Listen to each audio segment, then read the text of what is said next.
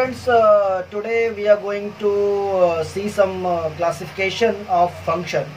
उसमें हम लोग सबसे पहले वन फंक्शन की बात करने वाले हैं. So we will say कि a function f from x to y is said to be 1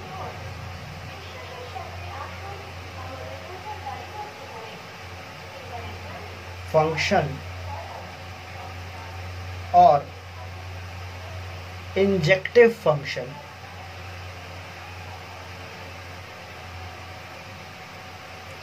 if the images of distinct members of x are distinct members of y. तो पहले इसको हम लोग समझते हैं कि यहाँ पे हमें क्या बताने की कोशिश की जा रही है. इसको सबसे पहले हम लोग मैपिंग से समझते हैं. सो लेट अस से हम लोग एक फंक्शन की बात कर रहे हैं. लेट अस से यहाँ पे हमारे पास 1, 2 और 3 हैं as an element of x, और y में हमारे पास है a, b and c, and we can see that 1 is associated with a, 2 is associated with b and 3 is associated with c. तो इस तरीके से जो हमने फंक्शन डिफाइन किया है x to y, इसमें हम लोग ये देख सकते हैं कि x के ईच डिस्टिंक्ट एलिमेंट का जो इमेज है, जो मैपिंग है y में, वो एक पर्टिकुलर यूनिक डिस्टिंक्ट एलिमेंट के साथ हुआ है.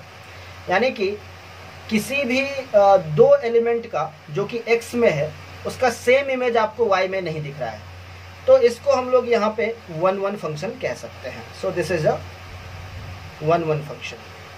वहीं पे अगर मैं अगर एक सेकेंड एग्जांपल ले लूँ, लेट अस से ये मेरे पास 1 है, ये 2 है, ये 3 है, और यहाँ पे मेरे पास अल्फ़ा है और बीटा है, और 1 is associated with alpha, 2 is also associated with alpha and 3 is associated with beta. इस तरीके से हमने एक function from x to y define किया है. अगर ऐसा है तो हम लोग यहाँ पर क्या देख रहे हैं कि 1 और 2 ये दोनों x के दो डिस्टिंक्ट मेंबर्स हैं. उसके बावजूद भी इनका जो y इमेज है वो सेम है, अल्फा है. सो दे आर नॉट डिस्टिंक्ट. तो 1 और 2 का जो इमेज है वो डिस्टिंक्ट इमेज नहीं है. तो ऐसे फंक्शन को हम लोग मेनी वन फंक्शन कह सकते हैं. सो this is the example of a many one function. So guys, अब हम लोग 1 और मेनी वन को कुछ और एग्जांपल से भी समझेंगे. सो फॉर एग्जांपल, अगर मैं एक फंक्शन डिफाइन करता हूँ f(x) is equal to x square. सबसे पहले हम लोग इसको चेक करते हैं कि क्या ये 1 है या फिर मेनी वन है. तो फॉर एग्जांपल, अगर मैं x इक्वल टू 2 रखूँ तो हमारा जो f(x) है वो हमारे पास 4 आ रहा है. सिमिलरली अगर मैं x इक्वल टू -2 रखूँ तो भी हमारा f(x) जो है वो 4 आ रहा है. यानी कि 2 और -2 दोनों का जो इमेज है वो 4 है. तो इस तरीके से हम लोग कह सकते हैं कि x के दो डिस्टिंक्ट एलिमेंट का जो इमेज है वो डिस्टिंक्ट नहीं है. इस हिसाब से हम लोग कह सकते हैं कि हमारा f(x) equal to x square जो है वो एक मेनी वन फंक्शन कहा जाएगा. So it is a many one function. Secondly, अगर मैं एक दूसरा एग्जाम्पल लूँ, f(x) is equal to 2x - 3, तो this is an example of 1 function, क्योंकि यहाँ पे हर एक डिस्टिंक्ट x के लिए हमें उसका जो इमेज मिलने वाला है वो भी डिस्टिंक्ट ही मिलने वाला है. आप कोई भी नंबर सेलेक्ट कर लें. For example x equal to 0, f(x) equal to आपको -3 मिलेगा. अगर मैं x इक्वल टू 1 रखता हूँ, f(x) का जो वैल्यू है वो -1 मिलेगा. अगर मैं x इक्वल टू -1 रखता हूँ तो f(x) का वैल्यू हमें -5 मिलेगा, एंड सो ऑन. क्लियरली यहाँ पे ये बात देखी जा सकती है कि हमारा जितना भी डिफरेंट x रहेगा उसके लिए हमें डिफरेंट fx मिलेगा. इस तरीके से हम लोग कह सकते हैं कि 2x माइनस 3 का जो फंक्शन है वो एक 1 फंक्शन है और fx equal to x square जो है वो एक मेनी वन फंक्शन है। Now let us explore certain conditions for 1 function. तो हम लोग यहाँ पे सबसे पहले ये बात कहेंगे कि for every pair of members x comma y of x where x is not equal to y, then f of x will not be equal to f of y। इस बात को हम लोग ऐसे समझ सकते हैं कि अगर हमने x से दो एलिमेंट्स को सेलेक्ट किया, दो डिफरेंट एलिमेंट को सेलेक्ट किया x और y को, जो कि आपस में इक्वल नहीं है, तो उनका जो इमेज होगा यानी कि fx और fy जो होगा वो भी इक्वल नहीं होगा, वो भी सेम नहीं होगा। सो इस तरीके से हम लोग 1 फंक्शन को आइडेंटिफाई कर सकते हैं। इसी बात को हम लोग ऐसे भी कह सकते हैं कि for every pair of members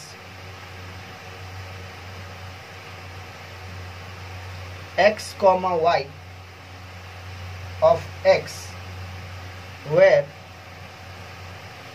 f of x is equal to f of y, then x is equal to y। कहने का मतलब है कि सेम बात को मैं दूसरे तरीके से ऐसे भी कह सकता हूं कि अगर हमारे पास दो ऐसे एलिमेंट्स हैं x में जिनका इमेज सेम है, f of x और f of y सेम है, तो ऐसा तब और तभी हो सकता है जब वो दोनों एलिमेंट अलग अलग ना हो, इक्वल हो, सेम हो। तो इस बात को ऐसे भी हम लोग समझ सकते हैं। ज्योमेट्रिकली इस चीज का क्या मतलब है इसको भी देख लेते हैं। If a horizontal line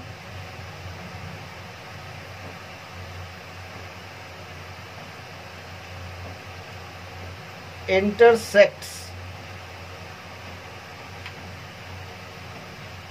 the graph of f of x at one and only one point।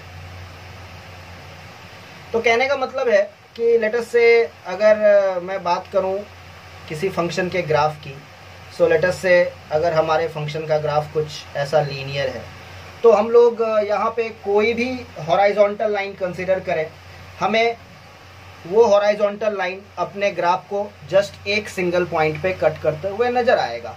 तो ये जो ग्राफ है वो ऑब्वियसली किसी 1 फंक्शन का कहा जाएगा। वहीं पे अगर मैं दूसरे ग्राफ की बात करूं, let us call it x axis, let us call it why axis, late us से हम लोग एक पैराबोलिक ग्राफ की बात कर रहे हैं। तो यहाँ पे अगर मैं एक हॉराइजॉन्टल लाइन ड्रॉ करता हूँ तो ये हमारे ग्राफ को 2 पॉइंट पे कट कर रहा है। जैसा कि आप देख सकते हैं, this is my x1 and this is my x2 और clearly we can see that x1 is not equal to x2, but उनका जो इमेज है, उनका जो y का वैल्यू है वो सेम है। तो ये कंडीशन हो जाती है हमारे पास मेनी वन फंक्शन की। सो ग्राफिकली ये मतलब होता है 1 और मेनी वन का। सो स्टूडेंट्स, अभी हम लोग थोड़ा सा डिस्कशन करने वाले हैं onto function and into function के बारे में। तो हम लोगों ने जब फंक्शन को डिफाइन करना होता है तो we write function is defined from x to y, और x और y जो है कौन सा सेट है ये फंक्शन लिखने के टाइम पे डिफाइन किया जाता है और एक रूल बताया जाता है सो दैट x के मेंबर्स को y के मेंबर्स के साथ हम लोग एसोसिएट करते हैं। अभी हमारा f ऑफ x जो होता है इसको हम लोग कहते हैं रेंज, और ये होता है सेट ऑफ ऑल इमेजेज। जितने भी इमेजेज होते हैं x के, उसके सेट को हम लोग रेंज कहते हैं। और ये बात तो स्टूडेंट्स हम लोग पहले ही इस चीज को डिस्कस कर चुके हैं कि हमारा जो रेंज होता है that is a subset of codomain. Symbolically लिखें तो हम लोग कह सकते हैं कि हमारा जो fx है that is a subset of y, that is codomain. अभी सिंबल को देख करके ही हम लोग समझ सकते हैं कि यहाँ पे दो केसेज अराइज हो सकते हैं। तो पहला केस 1 की बात कर लेते हैं, जहाँ पे कि ऐसा हो सकता है कि हमारा जो fx हो वो y के बराबर हो। कहने का मतलब ये है कि हमारा जो रेंज है और हमारा जो कोडोमेन है वो सेम सेट हो। कहने का मतलब है दोनों इक्वल हो। और केस 2 ऐसा हो सकता है कि हमारा fx जो है यानी कि रेंज जो है वो प्रॉपर सबसेट हो y का। कहने का मतलब है इक्वालिटी यहाँ पे होल्ड नहीं करता हो और y में ऐसे कुछ एलिमेंट्स मौजूद हों जो कि f ऑफ x में मौजूद ना हो। यानी कि डोमेन के यानी कि कोडोमेन में कुछ ऐसे एलिमेंट्स होने चाहिए जो कि हमारे रेंज में ना हो। तो ये दो केसेज हो सकते हैं और इन्हीं दो केसेज के बेसिस पे हम लोग फंक्शंस को ऑन टू या इनटू में क्लासिफाई करने वाले हैं। तो चलिए सबसे पहले हम लोग ऑन टू फंक्शन को डिफाइन कर लेते हैं। So first we will talk about onto function. So let us write a function f from x to y is said to be an onto function or surjective function if every member of y is the image of some member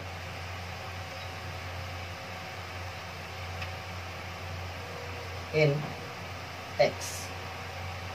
So this is the basic definition of onto function. कहने का मतलब ये है कि हमारा जो codomain का set y है उसका हर एक मेंबर x के किसी न किसी मेंबर का इमेज होना चाहिए।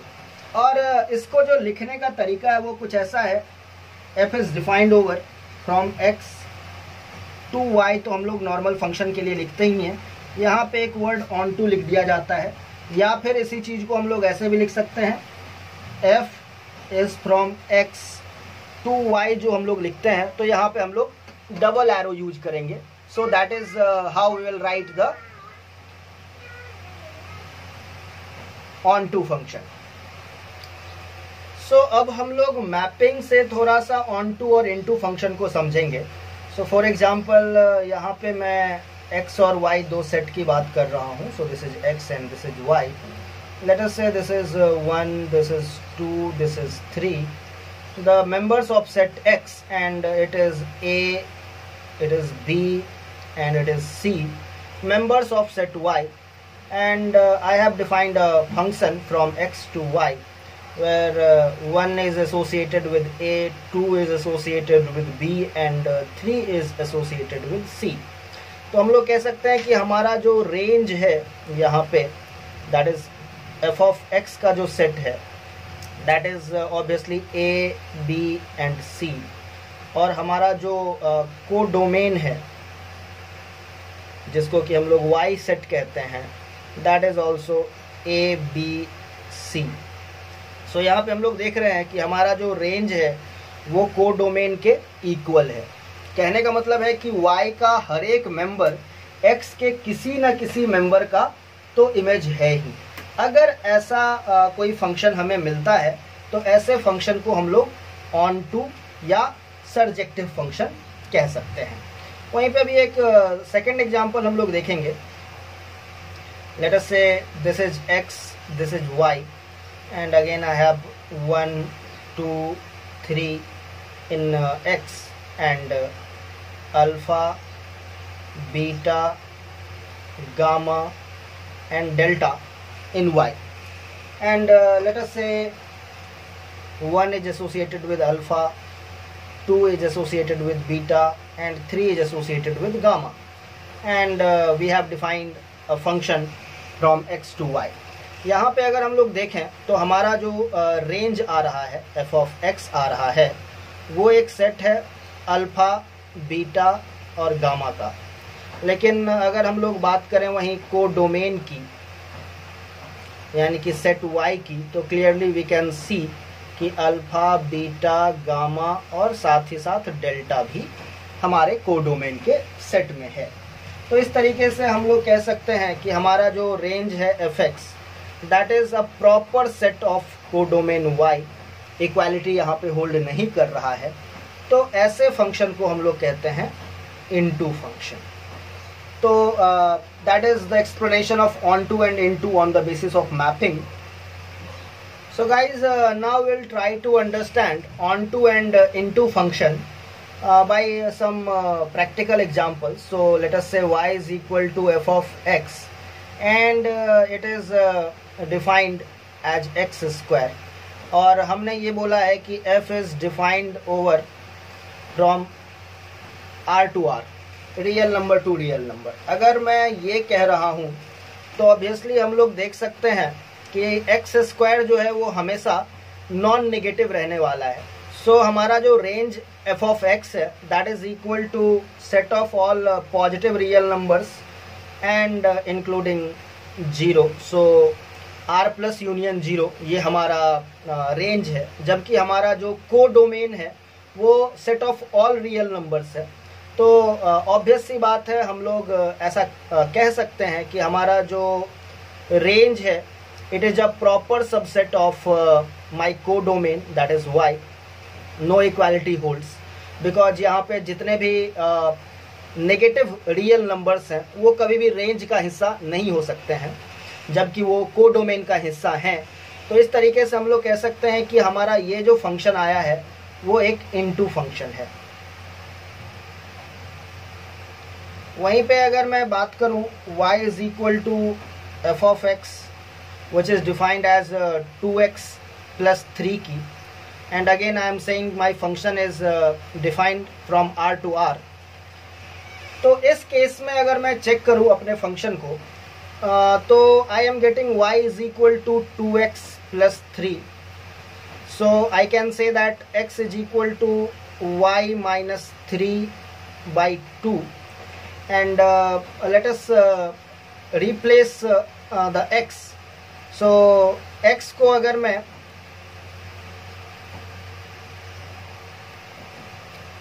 y माइनस 3/2 से रिप्लेस कर देता हूँ तो हमारा जो fx है यानी कि f ऑफ y माइनस 3/2 है that will be equal to 2 into x के जगह पे y minus 3/2 plus 3 I am putting. 2 से 2 कैंसिल हो गया, सो माइनस 3 प्लस 3 भी कैंसिल हो जाएगा, that is equal to y। So I can see that f of y minus 3/2 is equal to y and this proves कि हमारा जो codomain का जितना भी एलिमेंट है वो हमारे डोमेन के सेट में से हर एक मेंबर किसी ना किसी मेंबर का तो इमेज है ही। एंड दिस प्रूव्स कि हमारा जो ये वाला फंक्शन है वो एक ऑन टू फंक्शन है।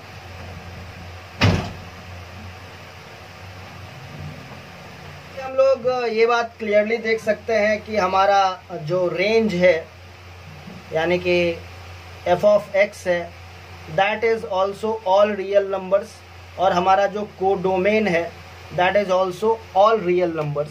सो we can clearly see that range is equal to codomain and that is the case of a onto function. तो यहाँ पे हमने देखा एक रियल एग्जाम्पल से ऑन टू और इनटू फंक्शन को। Now we are going to discuss a very important function that is 1 onto function. इसी का जो दूसरा नाम है वो बाइजेक्टिव फंक्शन भी है, that is injective plus surjective is bijective. तो ऑब्वियस सी बात है एक ऐसा फंक्शन जो कि 1 भी है और ऑन टू भी है, ऐसे फंक्शन को हम लोग 1 ऑन टू फंक्शन या बाइजेक्टिव फंक्शन कहने वाले हैं। तो यहाँ पे हम लोग देख सकते हैं कि अगर हमारे पास दो सेट है x और y जिसके बीच में हम लोग फंक्शन f डिफाइन कर रहे हैं, let us call 1 2 3, and let us have a b c. This is my set x, this is my set y, and I have defined the function which associate 1 with a, 2 with b and 3 with c. तो यहाँ पे पहली बात तो हम लोग ये देख रहे हैं कि हमारा जो रेंज है वही हमारा कोडोमेन भी है, तो इस तरीके से हमारा फंक्शन ऑन टू है। और y का कोई भी एलिमेंट x के किसी भी दो एलिमेंट का इमेज नहीं है, यानी कि यूनिक है सब। तो इस तरीके से जो मैपिंग हम लोग देख पा रहे हैं, ऐसे फंक्शन को हम लोग कहेंगे 1 1 ऑन टू फंक्शन। तो यहाँ पे हम लोग ये बात कह सकते हैं कि जो हमारा function f from x to y है, it sets up a 1-to-1 correspondence